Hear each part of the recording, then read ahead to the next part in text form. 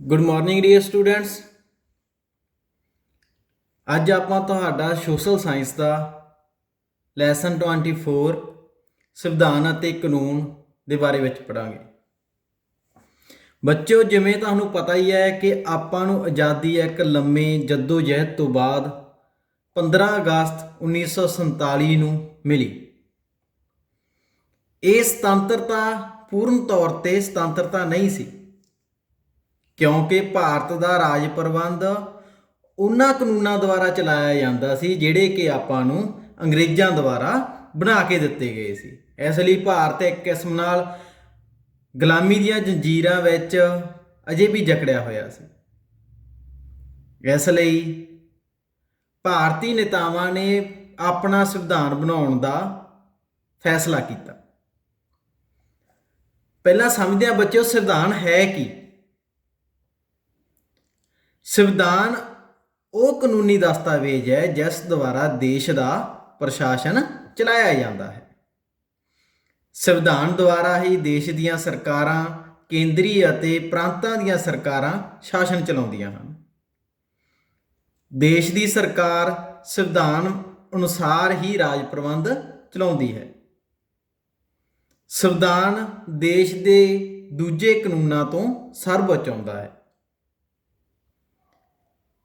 ਆਜ਼ਾਦੀ ਮਿਲਣ ਤੋਂ ਬਾਅਦ ਭਾਰਤੀ ਨੇਤਾਵਾਂ ਨੇ ਇੱਕ ਸੰਵਿਧਾਨਕ ਕਮੇਟੀ ਦੀ ਰਚਨਾ ਕੀਤੀ ਬੱਚਿਓ, ਜਿਸ ਦੇ ਪ੍ਰਧਾਨ ਡਾਕਟਰ ਰਾਜਿੰਦਰ ਪ੍ਰਸਾਦ ਨੂੰ ਬਣਾਇਆ ਗਿਆ। ਇਹ ਸੰਵਿਧਾਨ ਸਭਾ ਪੂਰਨ ਪ੍ਰਭੂਸੱਤਾ ਸੰਪੰਨ ਬਣਾਈ ਗਈ। ਮਸੌਦਾ ਕਮੇਟੀ ਦੀ ਨਿਯੁਕਤੀ।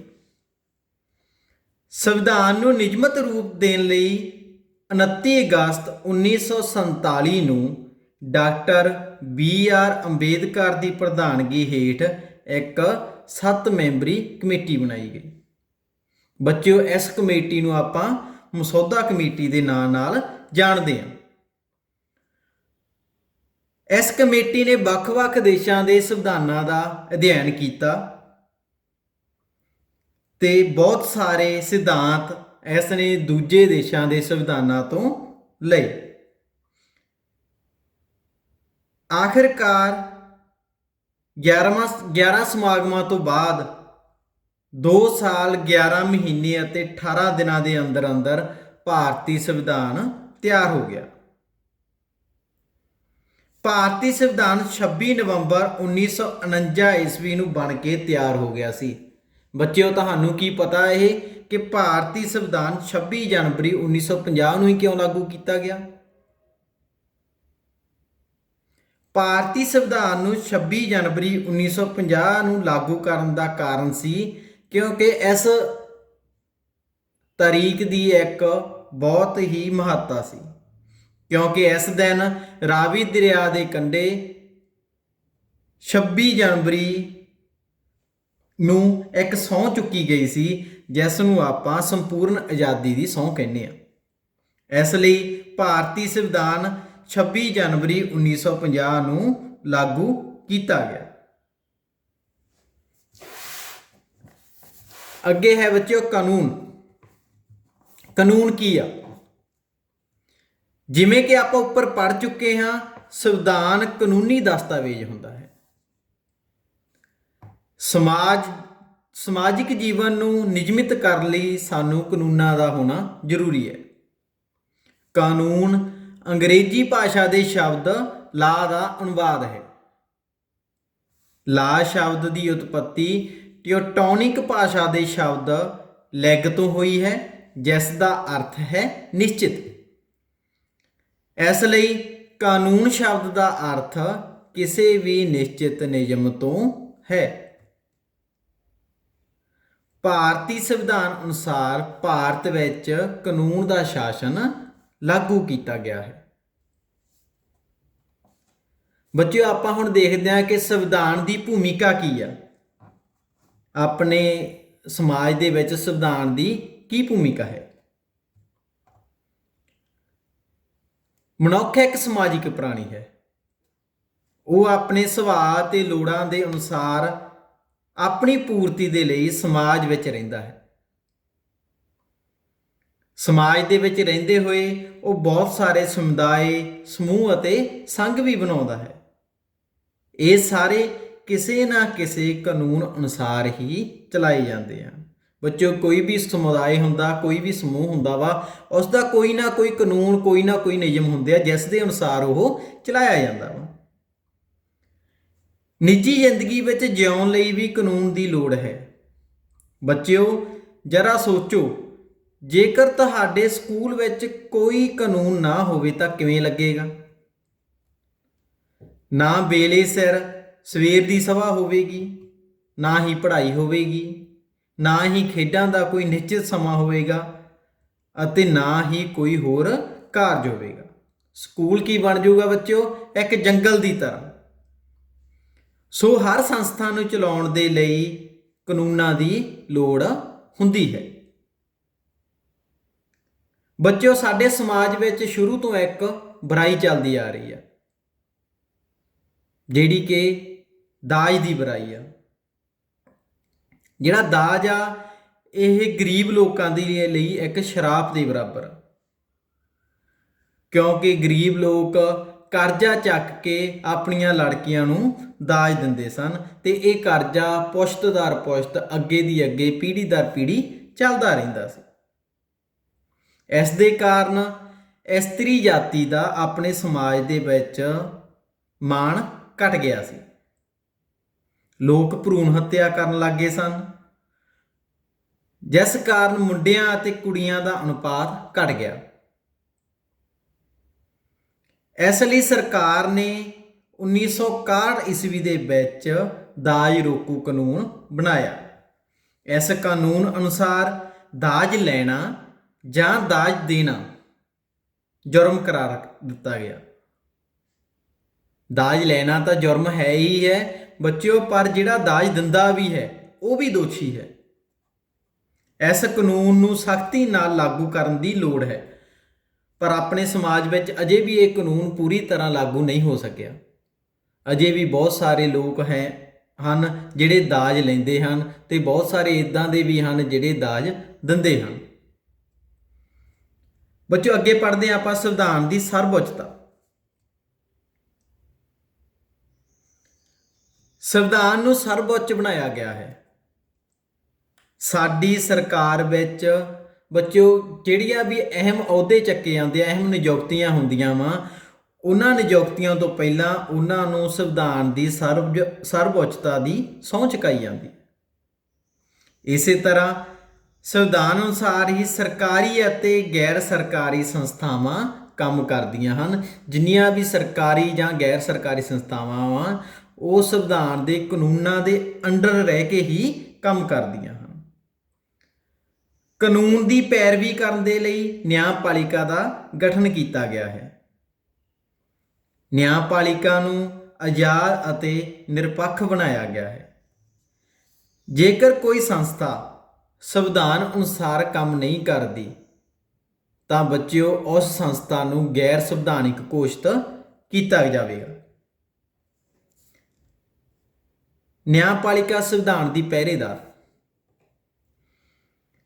ਨਿਆਂਪਾਲਿਕਾ ਨੂੰ ਸੰਵਿਧਾਨ ਦੀ ਰੱਖਿਆ ਲਈ ਬਹੁਤ ਸਾਰੇ ਅਧਿਕਾਰ ਦਿੱਤੇ ਗਏ ਹਨ। ਬੱਚਿਓ, ਨਿਆਂਪਾਲਿਕਾ ਦਾ ਇੱਕ ਅਹਿਮ ਅਧਿਕਾਰ ਸੰਵਿਧਾਨ ਦੀ ਰੱਖਿਆ ਅਤੇ ਵਿਆਖਿਆ ਕਰਨ ਦਾ ਅਧਿਕਾਰ ਹੈ। ਨਿਆਂਪਾਲਿਕਾ ਨੂੰ ਇੱਕ ਪੁਨਰ ਨਿਰੀਖਣ ਦਾ ਅਧਿਕਾਰ ਦਿੱਤਾ ਗਿਆ ਹੈ। ਇਸ ਦਾ ਅਰਥ ਹੈ, ਜੇਕਰ ਦੇਸ਼ ਦਾ ਮੰਤਰੀ ਮੰਡਲ ਜਾਂ ਵਿਧਾਨ ਮੰਡਲ ਜਾਂ ਕਾਰਜਪਾਲਿਕਾ ਕੋਈ ਵੀ ਅਜਿਹਾ ਕਾਨੂੰਨ ਪਾਸ ਕਰਦੀ ਹੈ, ਕੋਈ ਵੀ ਅਜਿਹਾ ਬਿੱਲ ਪਾਸ ਕਰਦੀ ਹੈ ਜਿਹੜਾ ਕਿ ਸੰਵਿਧਾਨ ਦੇ ਅਨੁਸਾਰ ਨਹੀਂ ਜਾਂ ਸੰਵਿਧਾਨ ਦੇ ਕਿਸੇ ਅਨੁਛੇਦ ਦੀ ਉਹ ਉਲੰਘਣਾ ਕਰਦਾ ਹੈ, ਤਾਂ ਉਸ ਕਾਨੂੰਨ ਨੂੰ ਨਿਆਂਪਾਲਿਕਾ ਰੱਦ ਕਰ ਸਕਦੀ ਹੈ, ਉਸ ਨੂੰ ਅਸੰਵਿਧਾਨਿਕ ਘੋਸ਼ਿਤ ਕਰ ਸਕਦੀ ਹੈ।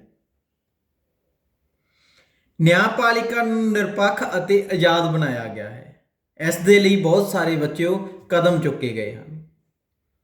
ਮਿਸਾਲ ਵਜੋਂ ਜੱਜਾਂ ਦੀ ਨਿਯੁਕਤੀ, ਤਨਖਾਹ, ਭੱਤੇ, ਕਾਰਜਕਾਲ ਬਾਕੀ ਕਰਮਚਾਰੀਆਂ ਤੋਂ ਵੱਖ ਕੀਤੇ ਗਏ ਹਨ।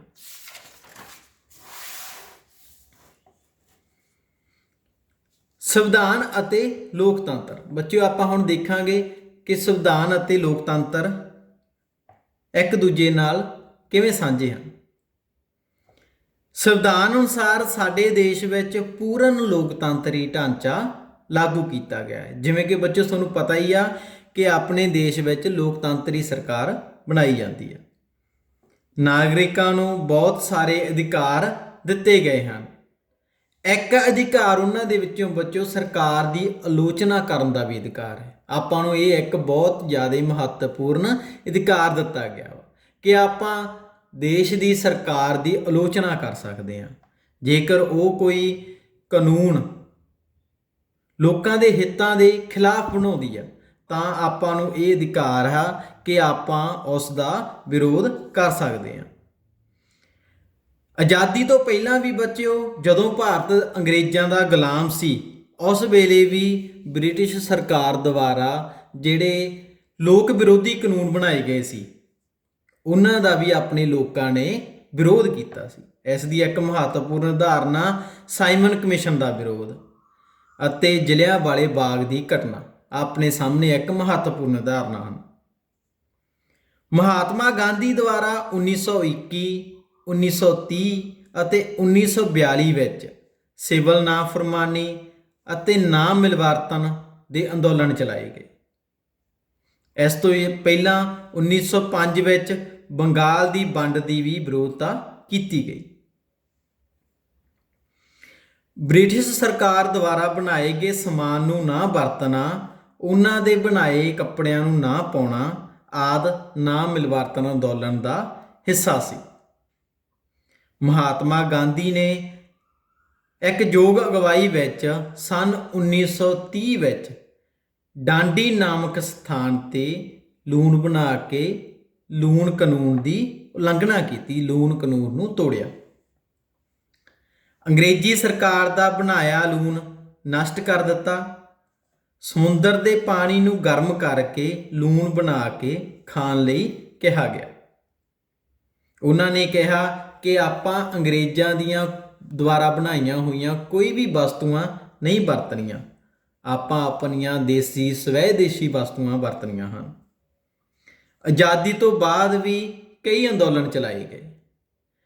ਇਹਨਾਂ ਵਿੱਚੋਂ ਮੁੱਖ ਇੱਕ ਸ਼ਰਾਬਬੰਦੀ ਸੀ। ਸ਼ਰਾਬਬੰਦੀ ਤੋਂ ਭਾਵ ਬੱਚਿਓ ਸ਼ਰਾਬ ਦੇ ਵੇਚਣ ਅਤੇ ਪੀਣ 'ਤੇ ਕਾਨੂੰਨ ਦੁਆਰਾ ਮੁਕੰਮਲ ਪਾਬੰਦੀ ਤੋਂ ਹੈ। ਸਾਡੇ ਦੇਸ਼ ਵਿੱਚ ਬੱਚਿਓ ਇੱਕ ਸਰਵੇ ਦੇ ਅਨੁਸਾਰ ਹਰ ਚੌਥਾ ਵਿਅਕਤੀ ਸ਼ਰਾਬ ਪੀਂਦਾ ਹੈ। ਤੁਸੀਂ ਆਪ ਦੇਖ ਲਓ, ਹਰ ਚੌਥਾ ਵਿਅਕਤੀ ਆਪਣੇ ਦੇਸ਼ ਦੇ ਵਿੱਚ ਸ਼ਰਾਬ ਪੀਂਦਾ ਹੈ। ਸ਼ਰਾਬ ਉੱਤੇ ਹਰ ਰੋਜ਼ 25 ਕਰੋੜ ਰੁਪਇਆ ਖਰਚ ਆਉਂਦਾ ਹੈ। ਸ਼ਰਾਬਬੰਦੀ ਦੇ ਲਈ ਬਹੁਤ ਸਾਰੇ ਅੰਦੋਲਨ ਚਲਾਏ ਗਏ। ਕਈ ਪ੍ਰਾਂਤਾਂ ਦੀਆਂ ਸਰਕਾਰਾਂ ਨੇ ਸ਼ਰਾਬਬੰਦੀ ਲਾਗੂ ਕਰਨ ਦੀ ਕੋਸ਼ਿਸ਼ ਕੀਤੀ, ਜਿਵੇਂ ਗੁਜਰਾਤ, ਹਰਿਆਣਾ ਅਤੇ ਕੇਰਲ ਦੀਆਂ ਸਰਕਾਰਾਂ ਨੇ ਇਹ ਕੋਸ਼ਿਸ਼ ਕੀਤੀ, ਪਰ ਉਹ ਪੂਰਨ ਤੌਰ 'ਤੇ ਇਸ ਨੂੰ ਲਾਗੂ ਨਹੀਂ ਕਰ ਸਕੀਆਂ। ਲੋੜ ਹੈ ਕਿ ਸਰਕਾਰਾਂ ਦੇ ਦੁਆਰਾ ਸਖਤੀ ਦੇ ਨਾਲ ਇਸ ਕਾਨੂੰਨ ਦੀ ਪਾਲਣਾ ਕਰਾਈ ਜਾਵੇ, ਜਿਸ ਦੇ ਨਾਲ ਆਪਣੇ ਦੇਸ਼ ਨੂੰ ਨਸ਼ਿਆਂ ਦੇ ਵਿੱਚ ਗਰਕ ਹੋਣ ਤੋਂ ਬਚਾਇਆ ਜਾ ਸਕੇ। ਜੇਕਰ ਬੱਚਿਓ ਲੋਕਾਂ ਦੇ ਦੁਆਰਾ ਬੁਰੇ ਕਾਨੂੰਨਾਂ ਦੀ ਵਿਰੋਧਤਾ ਨਾ ਹੋਵੇਗੀ ਤਾਂ ਦੇਸ਼ ਦੀ ਸਰਕਾਰ, ਲੋਕਤੰਤਰੀ ਸਰਕਾਰ ਆ ਜਿਹੜੀ, ਉਹ ਵੀ ਇੱਕ ਤਾਨਾਸ਼ਾਹੀ ਸਰਕਾਰ ਬਣ ਸਕਦੀ ਹੈ। ਬੱਚਿਓ ਆਪਣਾ ਇਹ ਲੈਸਨ ਇੱਥੇ ਹੀ ਕੰਪਲੀਟ ਹੁੰਦਾ। ਅਗਲੀ ਕਲਾਸ ਦੇ ਵਿੱਚ ਆਪਾਂ ਇਸ ਦੇ ਪ੍ਰਸ਼ਨ ਉੱਤਰ ਕਰਾਂਗੇ। ਇਸ ਦੇ ਪ੍ਰਸ਼ਨ ਉੱਤਰ ਨੇ, ਫਸਟ, ਸੰਵਿਧਾਨ ਤੋਂ ਕੀ ਭਾਵ ਹੈ। ਸੈਕਿੰਡ, ਸੰਵਿਧਾਨ 26 ਜਨਵਰੀ 1950 ਨੂੰ ਹੀ ਕਿਉਂ ਲਾਗੂ ਕੀਤਾ ਗਿਆ। ਥਰਡ, ਕਾਨੂੰਨ ਦੇ ਸ਼ਬਦੀ ਅਰਥ ਲਿਖੋ। ਫੋਰਥ, ਕਾਨੂੰਨ ਦੀ ਕੀ ਅਹਿਮੀਅਤ ਹੈ। ਫਿਫਥ, ਨਿਆਂਪਾਲਿਕਾ ਦੀ ਨਿਰਪੱਖਤਾ ਤੋਂ ਕੀ ਭਾਵ ਹੈ। सिक्स्थ, महात्मा गांधी जी द्वारा अंदोलन कदों कदों चलाए गए। शॉर्ट क्वेश्चन ने बच्चों इस दे। संविधान की सर्वोच्चता तो की भाव है। सैकेंड क्वेश्चन, भारतीय संविधान का निर्माण किवें होया। थर्ड क्वेश्चन, भारत च न्यायपालिका नूं सुतंत्र ते निरपक्ष किवें बनाया गया। फोर्थ क्वेश्चन, गांधी जी ने ब्रिटिश कानूनां की उलंघना क्यों की। फिफ्थ क्वेश्चन, शराबबंदी तो की भाव है अते इस नूं किवें लागू करना चाहिए है। बच्चों तुसीं कोशिश करनी आ कि ये सारे क्वेश्चन तुसीं आप लभ के लिख सको। पर फिर भी आपां तुहाडी अगली क्लास दे विच ये सारे क्वेश्चन करांगे। Thank you.